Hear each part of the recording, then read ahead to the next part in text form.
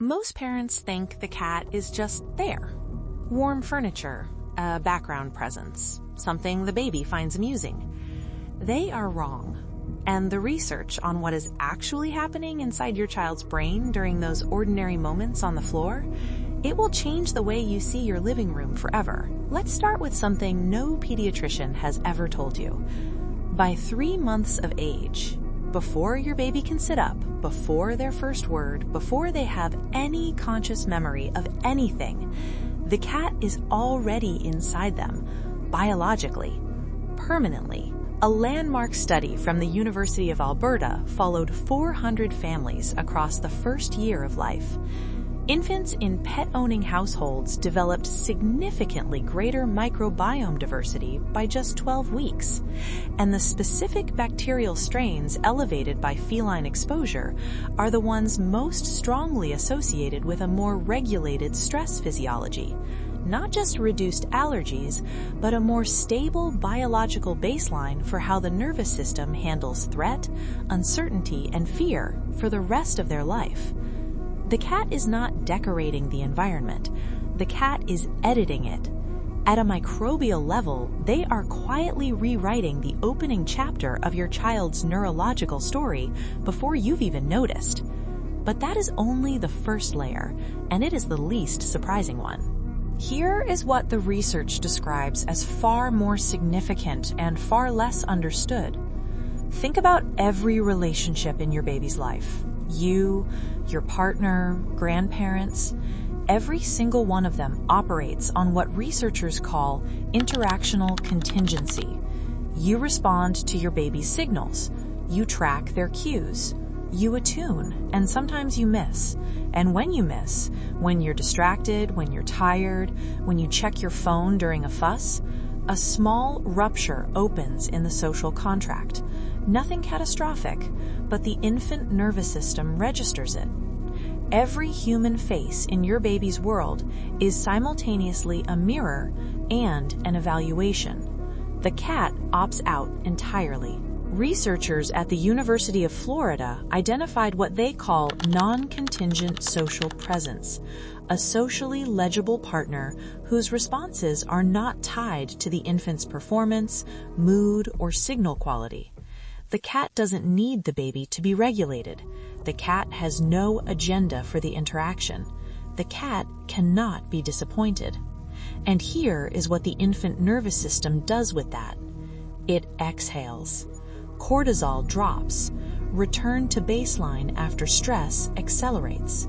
In a world where every face is a test the baby doesn't know they're taking, the cat is the only relationship in the house where the baby can simply exist without the weight of social evaluation pressing down on their nervous system. That is not a small thing. That is a developmental sanctuary. Now I need to tell you about the finding that researchers themselves describe as the most unexpected, because it has nothing to do with stress or microbiomes or immune systems. It is about empathy. Developmental psychologists at the University of Cambridge found that children raised with cats score consistently and significantly higher on measures of theory of mind, the cognitive ability to understand that other beings have internal states, intentions, and emotions entirely separate from your own. It is the foundational architecture of empathy. And children with cats develop it faster and more sophisticatedly than children without cats. The mechanism is something researchers call a decoding exercise. A dog signals overtly, tail wags, jumps, barks. The emotional vocabulary is large and loud. A cat communicates in a different language entirely, a micro flick of the tail, a specific softening around the eyes, a shift in posture that means approach versus a shift that means not now. The infant brain, which is at its core a prediction machine, spends thousands of hours attempting to decode the emotional state of a being that will never use a single word. That daily practice builds neural architecture. The circuits that light up when a toddler tries to read the cat are the same circuits that will later light up when they try to read a friend's face during a conflict, or sense that something is wrong before anyone has said anything. The child who learned to read the cat arrives at kindergarten already fluent in a language most children are only beginning to acquire. The cat, without any intention, without any design, built the empathy infrastructure. There is one more layer, and this one is for every parent who has ever instinctively rushed in to fix their toddler's frustration the moment it appeared. Research from UC Berkeley shows that when caregivers consistently resolve discomfort before a child can sit with it, even briefly, it quietly dismantles the development of frustration tolerance. The child never builds the neural pathway that says, "This feeling is survivable. I can wait. I can adapt."